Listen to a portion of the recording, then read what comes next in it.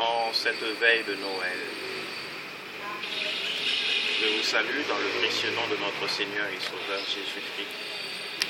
Je vous salue dans le bienfait de l'humanité. Je vous salue tout en vous invitant à libérer en vous la meilleure personne pour ce temps nouveau, pour cette année nouvelle. Notre méditation du jour s'articule autour du texte de la nativité du Seigneur. Nous choisissons la messe de la nuit. Dans la première lecture, où le prophète Isaïe console Israël, un peuple qui a été déporté. Mais le prophète dit au peuple que la consolation doit être à l'ordre du jour, car le Sauveur est proche. En effet, la naissance de ce Sauveur, signe de lumière, fait passer Israël des ténèbres à la lumière. Désormais, Israël doit être fils de lumière. Et en qualité de fils de lumière, cela correspond également à un changement de mentalité, à un changement de direction, à un changement radical. Dans la deuxième lecture, Saint Paul, dans sa lettre à Tite, nous montre déjà comment, à travers l'irruption du Christ parmi nous, à travers le fait de l'incarnation, se trouve déjà en germe la Pâque, le passage, la nouvelle naissance. C'est pourquoi, en qualité d'être renouvelé, en qualité d'être touché par la grâce, il y a un agir qui doit correspondre à la nouvelle naissance. Puisque, comme nous l'avons souligné tantôt, le chrétien est pécheur, certes, mais c'est un pécheur pardonné, un pécheur touché par la grâce, un pécheur qui a bénéficié de la chance de pouvoir revisiter son agir et mieux vivre et mieux préparer son salut, puisque le chrétien a déjà un pied à l'étrier du salut. L'Évangile nous présente le recensement qu'il y avait eu sur l'empereur César, où Quirinius était encore en fonction. À travers ce recensement, on comprend comment il y a un fait historique au cœur de la naissance du Christ. Ce n'est pas un fait inventé, il y a un fait historique, il y a des dates.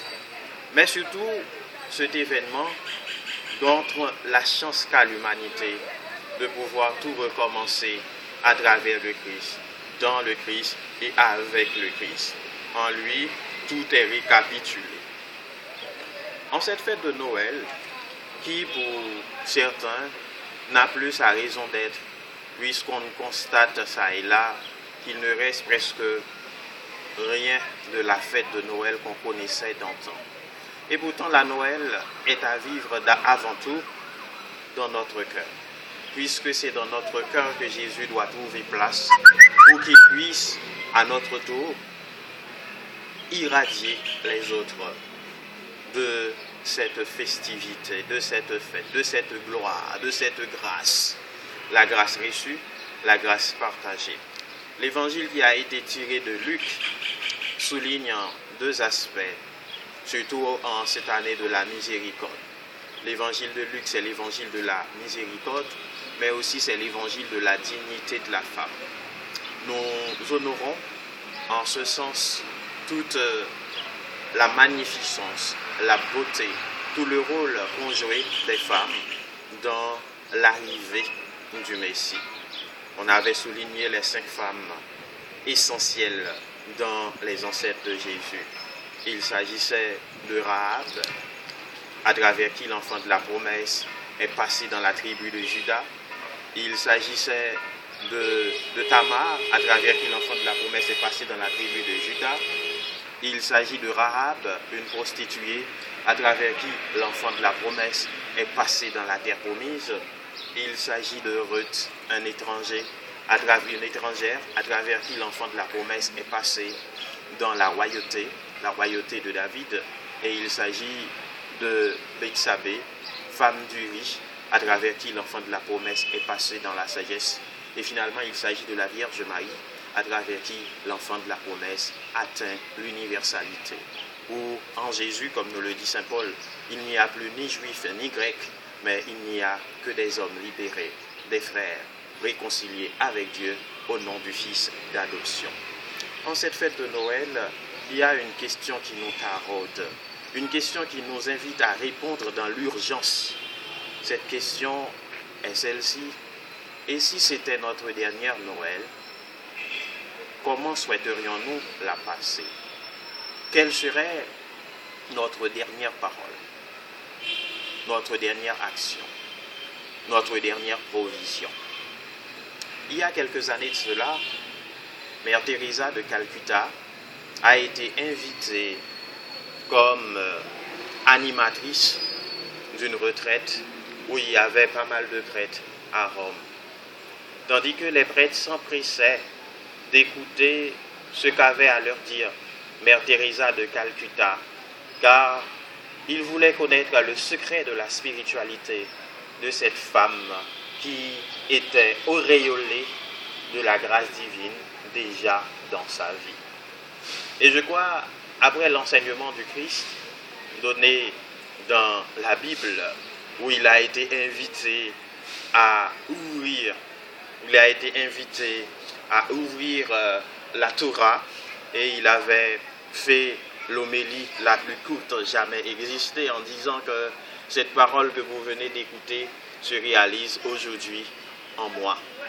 Alors, je crois, l'enseignement de Sœur Teresa de Calcutta était marqué par une concision pareille et pourtant chargé de force, parce que Mère Teresa avait dit aux prêtres uniquement cette petite parole: vous les prêtres, quand vous célébrez, faites comme si c'était votre première messe, comme si c'était votre dernière messe, comme si c'était votre seule messe.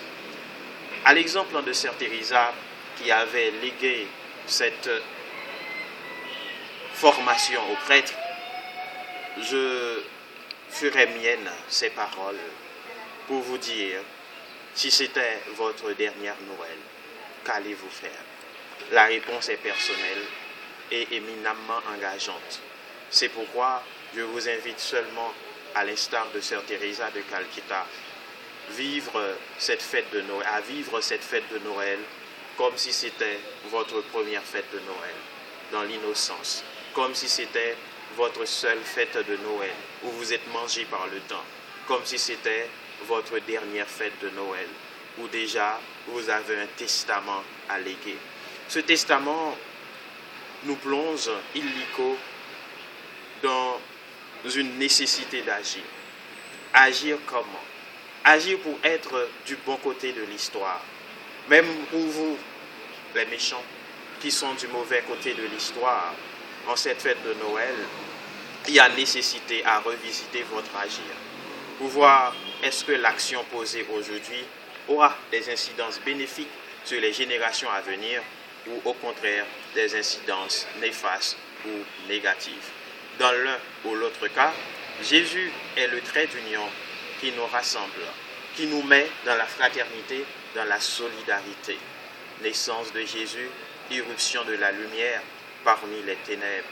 Que cette nativité du Christ soit pour nous l'occasion d'être touchés, même dans nos entrailles, au sens de la miséricorde, au sens de la raramine, à travers notre cœur profond, que la miséricorde trouve corps en cette fête de Noël, à travers la naissance du Christ.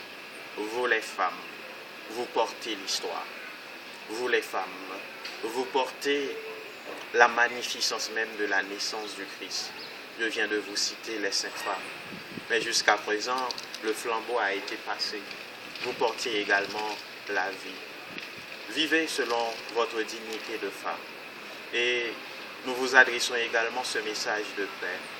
Même si c'est difficile de bâtir cette paix, mais au nom de la miséricorde, laissons-nous réconcilier avec la paix. Laissons-nous travailler avec la paix pour que, à notre tour, nous devenions des bâtisseurs d'amour, des bâtisseurs de paix, des constructeurs d'espérance. Qu'il te plaise, Seigneur, de jeter davantage ton esprit de paix sur le monde, sur notre pays, puisque, après tout, nous sommes la race humaine. Amen.